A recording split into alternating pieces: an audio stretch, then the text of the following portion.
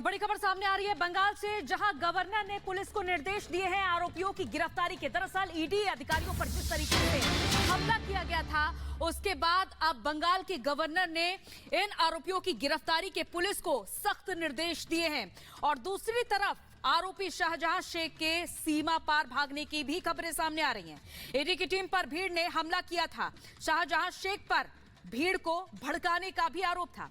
और इससे पहले का हमने आपको वीडियो क्लिप भी दिखाया था, एक ऑडियो भी वायरल हुआ, वीडियो भी वायरल हुआ, जिसके बाद अब ये देखा गया कि बंगाल के गवर्नर ने पुलिस की टीम को निर्देश दिए हैं कि आरोपियों की जल्द से जल्द गिरफ्तारी कर ली जाए। अगर अधिकारी अपनी गरिमा भूल जाए, अपनी जिम्मेदारी के निर्वहन की बजाय जनता पर धौंस जमाने लगे, तो ऐसे अधिकारियों को हमारी ये रिपोर्ट ध्यान से देखनी चाहिए, क्योंकि मोहन सरकार में ऐसे ही अधिकारियों का इलाज करने में लगातार जुटी हुई है। देखिए रिपोर्ट।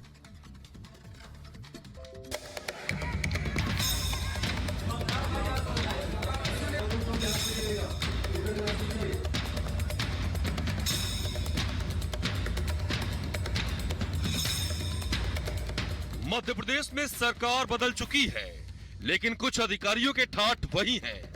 उन्हें लगता है कि वो पुराने ढर्रे पर नई सरकार में जमे रहेंगे, जो उनकी सबसे बड़ी गलतफहमी है।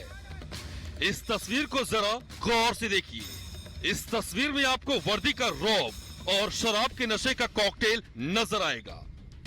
जब वर्दी का रौब और शराब के नशे का कॉकटेल बनता है, तो वर्दीधारी किसी गरीब पर लात घूसे बरसाना जैसे अपना मूल अधिकार समझ लेते हैं। इस जनाब का भी कुछ ऐसा ही हाल है। वर्दी में ऐसे ये पहले जनाब नहीं है जो किसी गरीब पर कहर बरपा रहे हैं। इससे पहले कई वर्दीधारी मामूली गलती पर गरीबों की शामत ला चुके हैं। हालांकि इन वर्दीधारियों का जागरूक जनता से पाला नहीं पड़ा है। अगर पाला पड़ा होता तो ऐसी तस्वीरें नहीं आती। देखिए, एक गरीब रिक्शा चालक पर लात घूसे बरसाने वाले वर्दीधारी की हेकड़ी का जनता ने पिछले कुछ दिनों से, महीनों से देखा जा रहा है कि पूरे घाटी में संदिग्ध गतिविधि दिखाई जा रही है। जहां आतंकवादी घुसपैठ कर रहे हैं तो उसे नाकाम कर रहे हैं हमारे भारतीय जवान। और यहां पुंछ में भी सेना का यह सर्च ऑपरेशन हर एक उस इलाके में जारी है जहां पर इस तरह की संदिग्ध गतिविधि की खबर सामने आ रही है। तो मुश्तादी, आप देख सकते हैं लगातार चप्पे चप्पे पर निगरानी रखे हुए भारत के ये जवान, और आतंकियों के खिलाफ ये सर्च ऑपरेशन लगातार जारी है।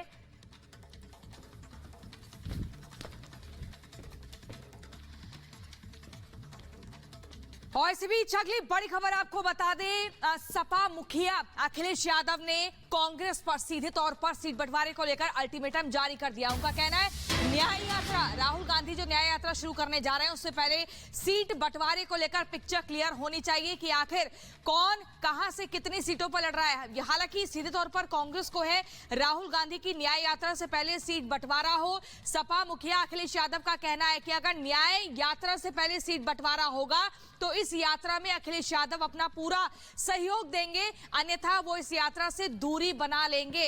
तो बड़ी खबर आपको बता रहे हैं, यात्रा से पहले सीट बंटवारा तय हो।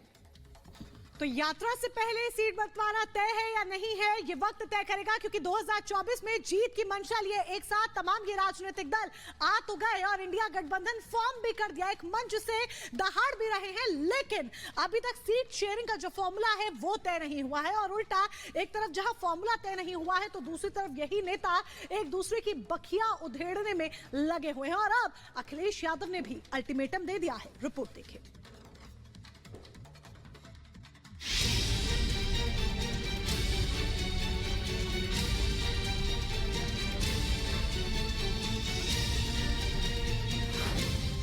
बंटवारे पर अखिलेश का अल्टीमेटम। यात्रा से पहले टिकट बंटवारा हो, सीट बंटवारा हो। बिहार संभल नहीं रहा, गठबंधन कैसे संभालेंगे? पर जिनसे बिहार नहीं संभलता, वो इतने बड़े घटक दलों के गठबंधन को कैसे संभालेंगे? सवाल, कौन बनेगा करोड़पति जैसा? हमारा काम न्याय दिलाना है, और न्याय दिलाने के लिए सीटों की गिनती नहीं होती। 2024 के चुनावी रण की बिसात बिछ चुकी है। बीजेपी 400 प्लस सीटें पार का लक्ष्य लेकर आगे बढ़ रही है, तो वहीं इंडी गठबंधन सीट शेयरिंग के पेच में उलझा हुआ है। गठबंधन में शामिल नेताओं की तरफ से जिस तरह के बयान दिए जा रहे हैं, उससे कहा जा सकता है कि इंडी गठबंधन में शामिल दल एक दूसरे को निपटाने में लगे हैं। हमें उम्मीद है कि जितने भी विपक्ष के दल हैं, जिसमें बंगाल में